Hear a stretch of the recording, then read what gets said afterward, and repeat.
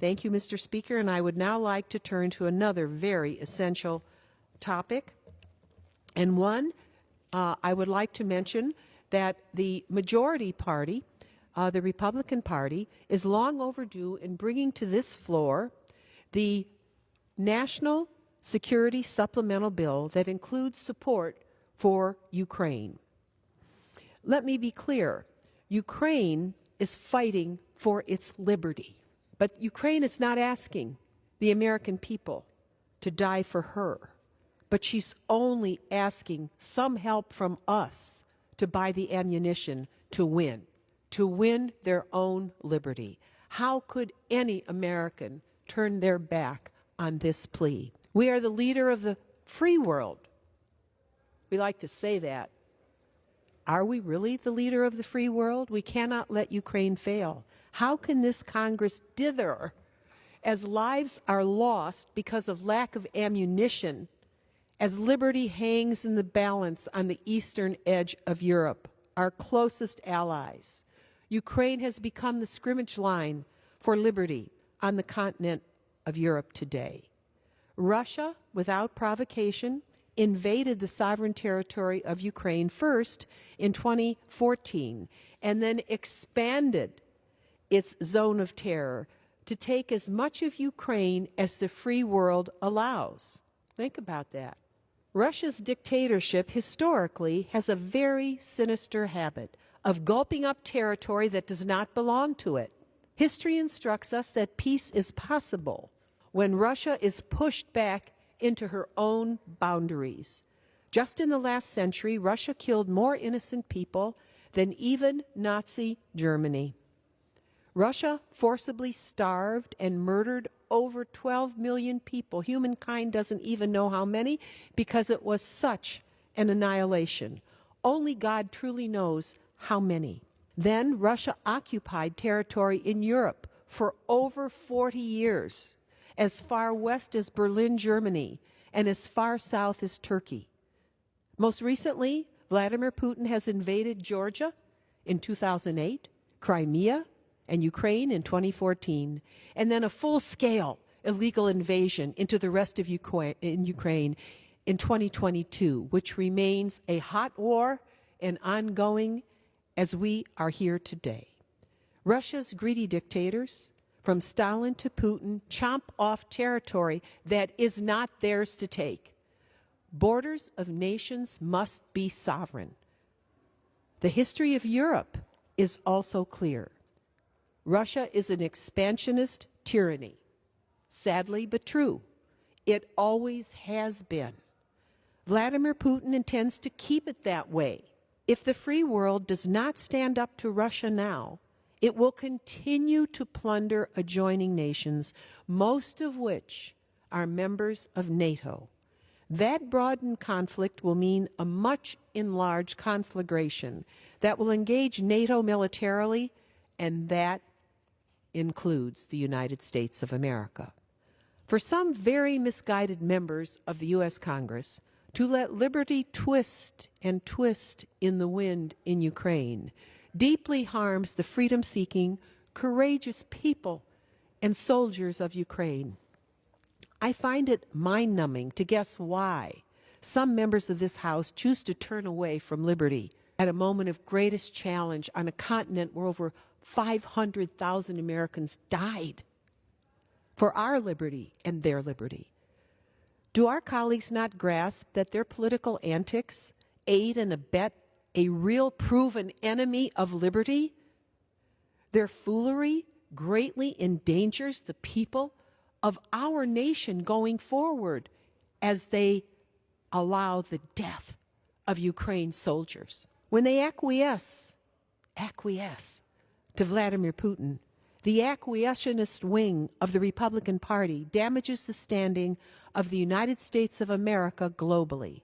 Could we be observing modern-day Quislings, people who acquiesce to tyrants and throw daggers right at liberty's heart?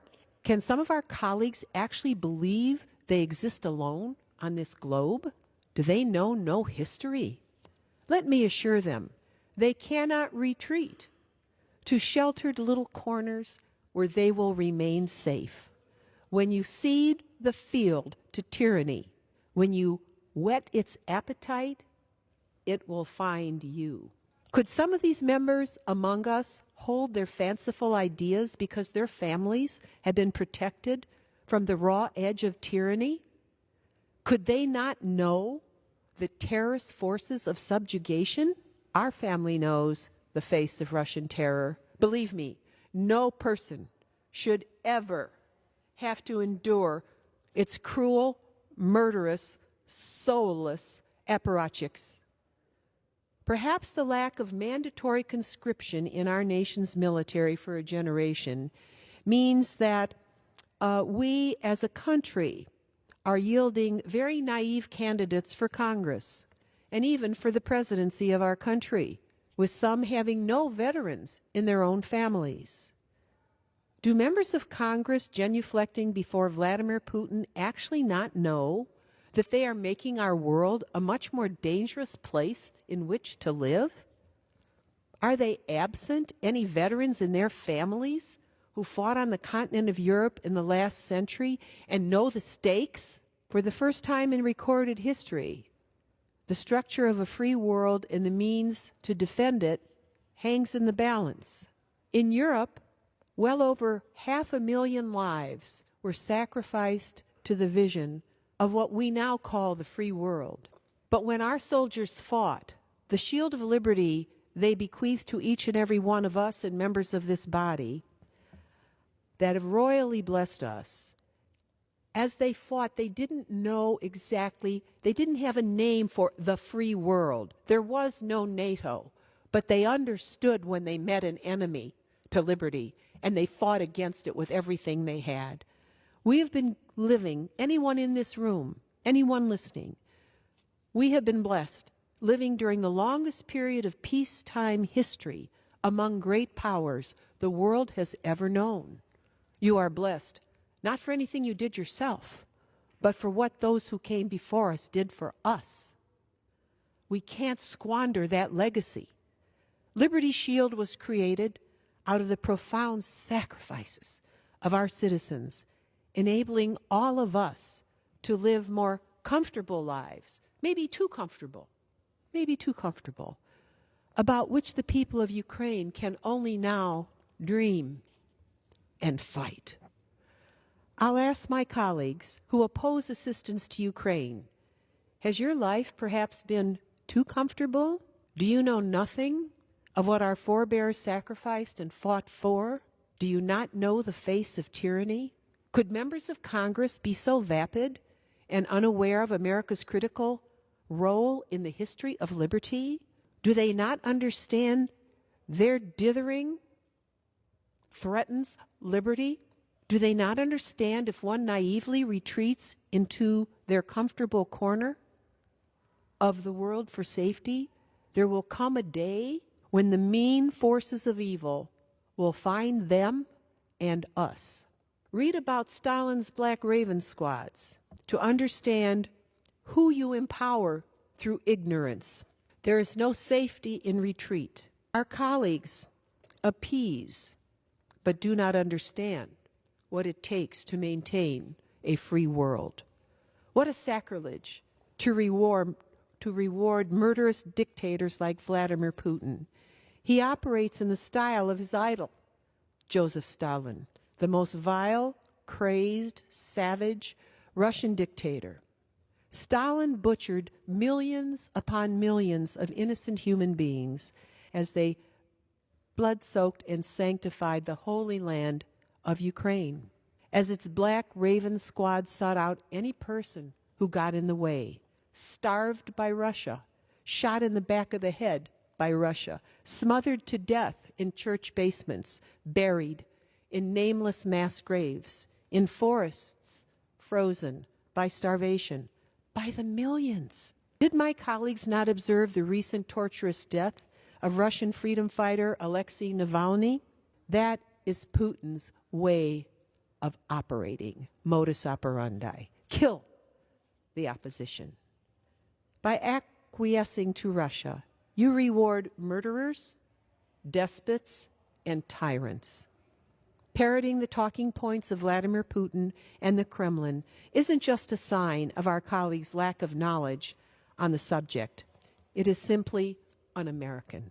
Are my colleagues too blinded by full bellies, media distractions, and their own self-satisfaction and attention to miss the predator on the march? Are my colleagues too consumed with the attention they draw by playing with the devil that they foolishly hasten the day when the winds of oppression burn them and us? Only time will tell. But as the hours, days, and weeks tick by, Ukrainian lives hang in the balance.